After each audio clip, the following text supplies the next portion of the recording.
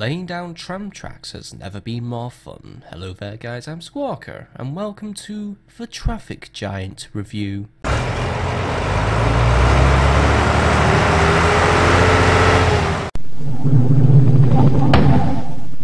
Alright is the word that springs to mind when thinking about the graphics of Traffic Giant.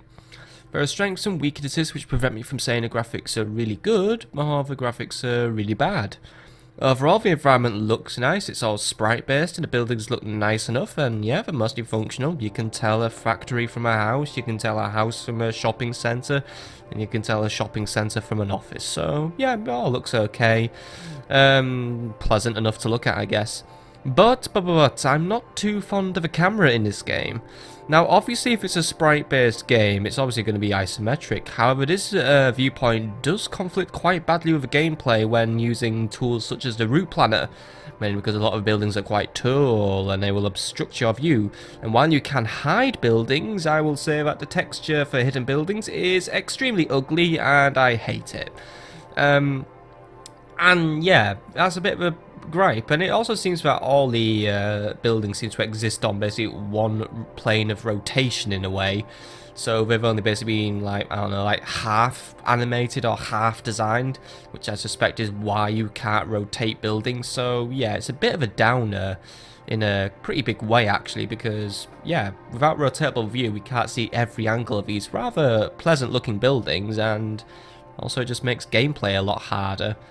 But at the same time, I do like how basically every car that is transporting people who choose not to use your transit network are graphically represented, since it helps build an atmosphere of a city strangled by gridlock when you look at the town.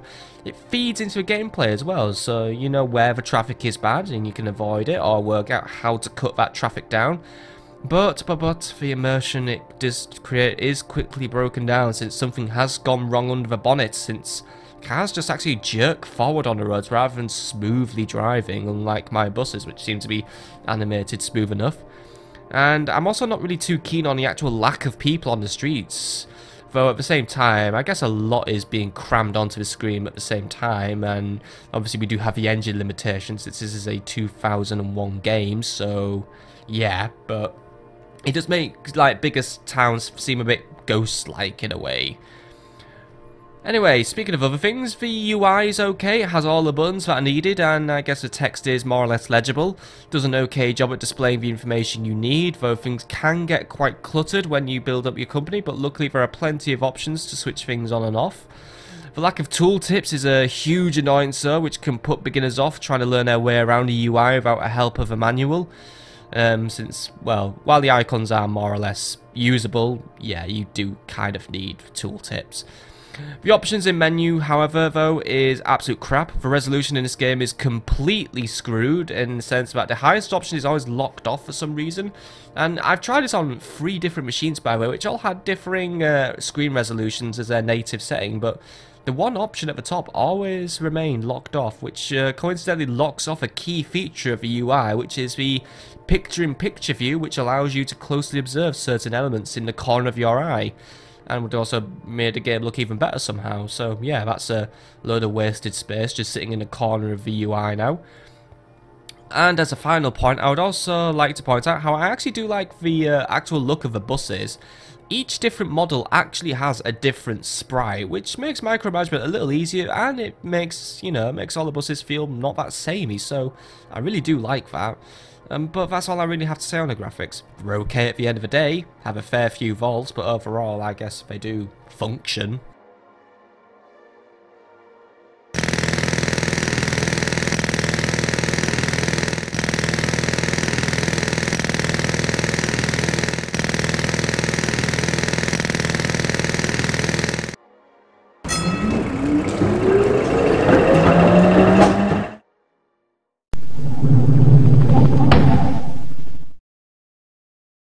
While this game has the suffix title of Giant, it is at heart a tycoon game. And like most tycoon games of the time, this game involves building stuff, setting prices, and then crossing your fingers that the customers will even like it, before upgrading stuff and having a bank account larger than a double-decker bus. But there are some mechanics which do try to set this game apart and add extra layers of strategy.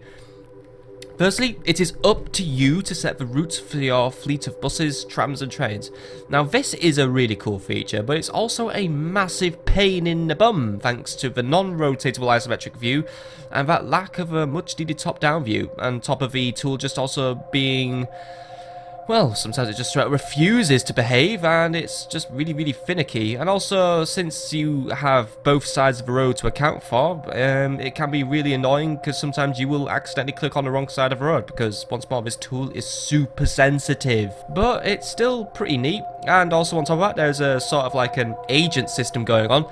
Obviously it isn't up to the standards of modern games like City Skylines, but it's pretty neat that all the houses have their own preferences of where they work, shop, relax, get educated, and until you can turn them into customers, that residents will just send out cars to clog out the road.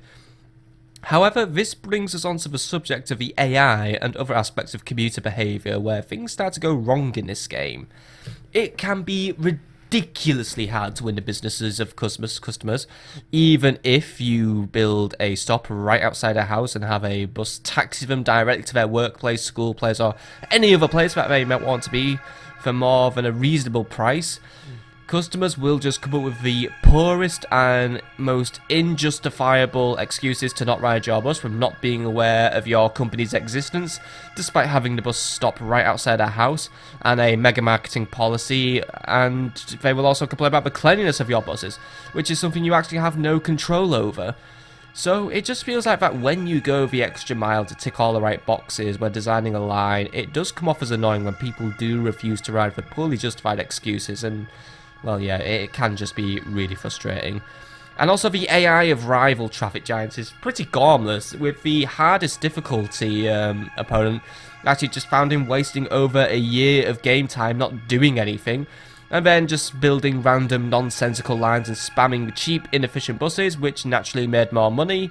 Well, actually they made no money, and I absolutely wiped them out. But the main reason why I think the gameplay of this game is half-baked is due to the presence of features which have been cut but not properly hidden. One such example is being fare zones, which exist in some sort of parallel dimension, since while you can decide how many there are and how large they can be, your guess is as good as mine as where the physical boundaries are, since you can never visibly see them, and that just ends up with this being wasted space on a UI. Another is a mechanic where you can actually make income from plastering adverts on your buses, as hinted on your company's balance sheet, but once more this feature seems to have been clumsily swept under the rug since there is no opportunity to actually put adverts on your buses. Now, I do appreciate that, especially in the late 1990s, that trying to program this game, especially when it's only the second game your company has developed as well, and when there are several thousand people living in every level of the game you have designed, all armed with their own agendas and their needs, it's not an easy feat to not only make this functional, but also not to blow out all the still evolving hardware of the computers. But if you are going to cut a feature in a game, and if it, if it's due to performance concerns, or if you're rushing to make a publishing deadline, please just cut the feature out properly. Don't do a half-assed job and just leave the UI controls there but have them do nothing, because you know what? It makes your game look unfinished and sloppy.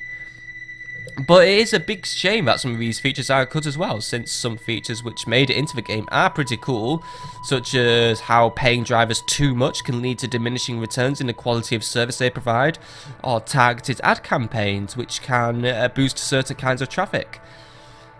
But before we wrap up this section, let's quickly go over the difficulty and technicals. Traffic Giant is a somewhat challenging game, however I feel like the majority of challenge in this game comes from the AI being flat out uncooperative despite my transport solutions providing potential customers with the fastest, cheapest and most luxurious rides out there, and once more it just proves to be a massive frustration when people won't ride your buses for no good reason. But there is a good amount of challenge from most of the maps as well, from how they're laid out, which means you will need to work out where you want things, and you'll have to forward plan, and where you want to use the advanced tech such as maglev trains and railways, since you will need to demolish stuff, and demolishing doesn't come cheap, so that's another good thing. However, the lack of tutorial does jack up the difficulty quite unfairly, and as mentioned, the lack of tooltips as well can put off new players. And, you know, you will need a physical manual for this game, otherwise you're going to be spelunking your hard drive trying to find a PDF version somewhere. However, on the technical side, this game really does fall short. This game crashes frequently and works awfully on modern systems. On my mid-range Windows 7 laptop, I could get the game to work for 30-minute spurts, but on my gaming PC running Windows 10, this game somehow ran at a HD resolution, but at an unplayable frame rate. It literally ran at about 2 frames per second. It might have something to do with the options being very badly cobbled together in this game, which can also be evidenced through looking at the game files on the hard drive. But on the upside, bugs actually weren't an issue in this game, apart from the, you know, there was the frustrating AI, but there was nothing particularly buggy about the game. And also, the game is chock full of small in-game cutscenes to max special events, though none of them work, sadly, which just sucks. But I feel like that is something to do with the fact my copy of the game is on a compilation CD and not an actual singular CD, so I'm not holding the game up to that one. That's just the publisher's fault for making compilation discs and making sure the games don't function properly on there. Overall, though, it's not a bad tycoon game, and it has some interesting features, but it just falls short in execution.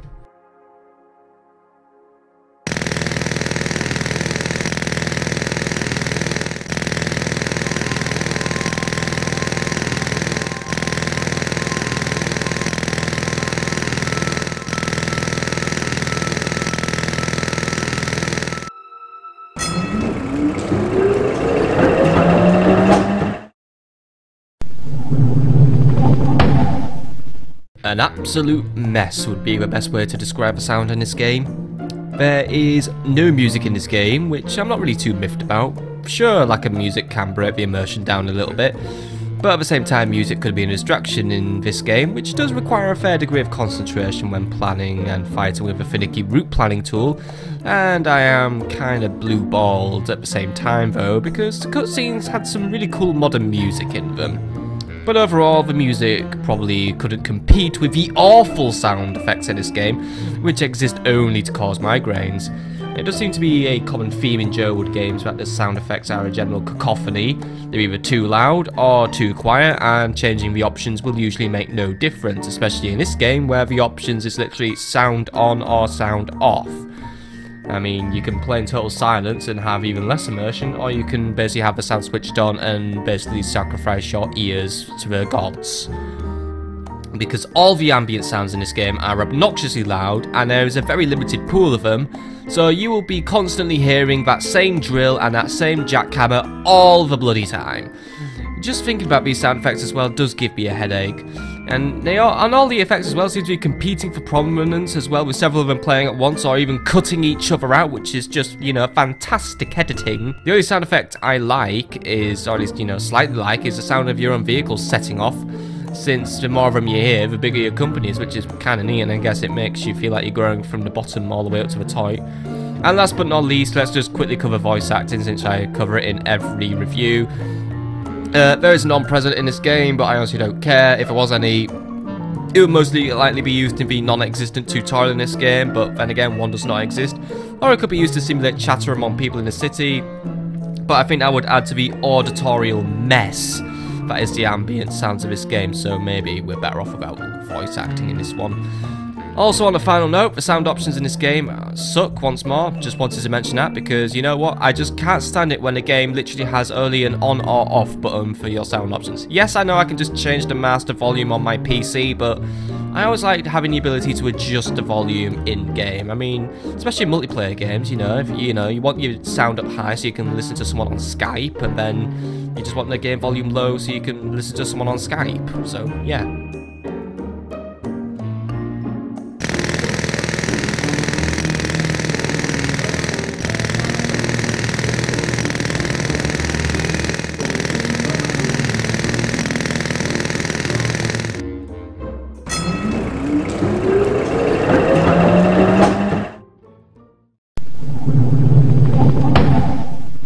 I guess I can give marks to this game for at least attempting to create a narrative within the campaign mode which is offered by this game. The campaign mode tells the story of you as you start out as a small-time bus company in a small village and progress towards becoming a business big shot who takes on the toughest traffic problems in the biggest towns of the most congested cities. It's an okay narrative, and, you know, it doesn't really do anything special. You know, there isn't really any adversity, there isn't really any conflict. So it's just really nothing more than just a means to tie together a bunch of scenarios, and nothing more than that, really. However, a certain gameplay mechanic does dick the story over a little bit. Each mission has a star system, which basically has 3 tiers of beating a mission, from completing a few goals to completing a lot of goals. If you achieve a 2 or 3 star rank in a mission, you can unlock the next 2 or 3 missions, which effectively allows you to skip chapters within the campaign, which, if I'm honest, is a dumb mechanic. If you're going to do a playthrough of a campaign, you should really be playing every chapter, and if you're going to speedrun, then yeah, just skip the side stuff.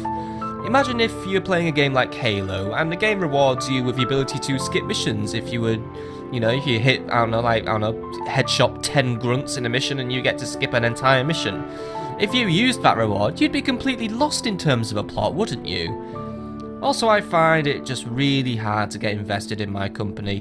While it is cool to look at what you've built when you're close to beating a mission, there is so little adversity in this game once you hit the basic profit margin. You will just be, you know, you'll be secure, and yeah, you just build what you want, really. It just feels like you're stuck in one big sandbox mode, and yeah, while there is the 3-tiered star system of success, there are no side opportunities or random events to shake up the formula, which actually does make the story of every scenario the same, just, you know, with a different looking town.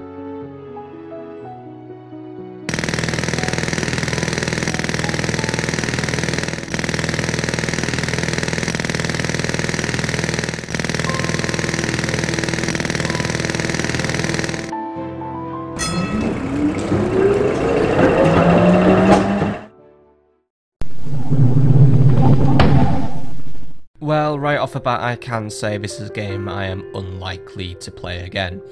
But that really does mainly stem from the technical issues of the game. Aside from that, the incredible repetitiveness of the game, the lack of adversity, the lack of random events, is what prevents me from saying that this game has a strong replay value. As I touched upon in the previous sections, the gormless AI, lack of random events, and lack of difficulty, and, you know, once you just get into that winning pattern and you work out that one winning strategy which seems to work for every map, it just makes every session the same. Now, credit where credit is due, there are plenty of maps to choose from, but there aren't really too many maps which are out there. None of them push the limits of a player's skills, apart from the ones in the campaign endgame. Also, there is the ability to change the difficulty, but to be honest, it's had very little effect on gameplay apart from one basically being a sandbox to the other just being plain old regular difficulty. Also, it's time to bring up another cut feature which strikes a nasty blow to the replay value. It's the lack of a research department for your company. Now, there are a fair few ways to transport people from A to B in these towns, through buses, trams, trains, and eventually suspended rail and maglev trains, but the inability to research things in an order as you choose, such as in Roller Coaster Tycoon 2, makes every game the same. Why? Because everything has to unlock in a set and arbitrary order which never changes, so it becomes really predictable, and to be honest, it takes way too long to unlock the good stuff, since once you unlock it, you've probably already either quit or you're practically running the entire town with your buses, so there's just no point. So overall, I would say no. This game lacks replay value. While 1 or 2 missions in the campaign stand out for having special conditions, every other game just plays out identically and makes you want to quit and load up City Skylines, where you can build insane transport lines to your heart's content alongside enough mods to overload your hard drive. Also, you just get to design the entire goddamn city. So yeah, play City Skylines or anything by Colossal Order over this game.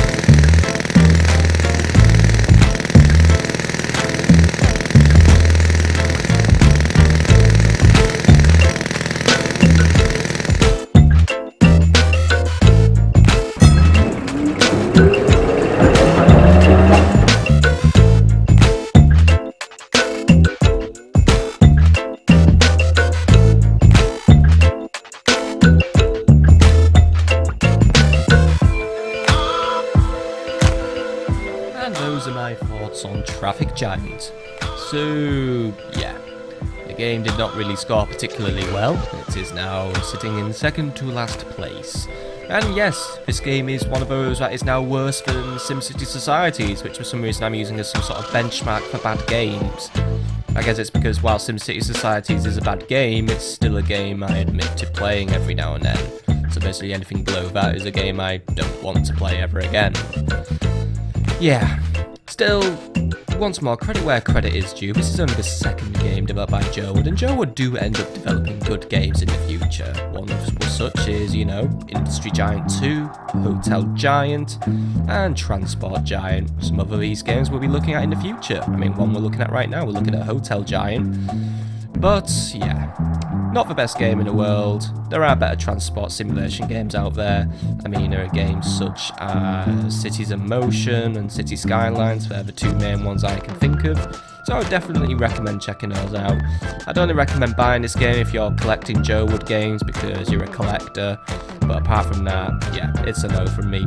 Too repetitive, too easy, and, you know, just too sloppy, I guess. You know, it's just a half-baked game. Not half-baked to the level that, you know, games like Sonic 06 were, but still half-baked to a rather irritating degree. But that's all I have to say on Traffic Giant. I hope you've enjoyed, and I will see you all on the next review, which could be, I'm not really sure which game it's going to be. I think it'll be most likely Lethal RPG next. That'll be an interesting review. See you on the next review, folks, or the next video, or whatever. Stick around the channel and check out what I have if you're a new person. Bye!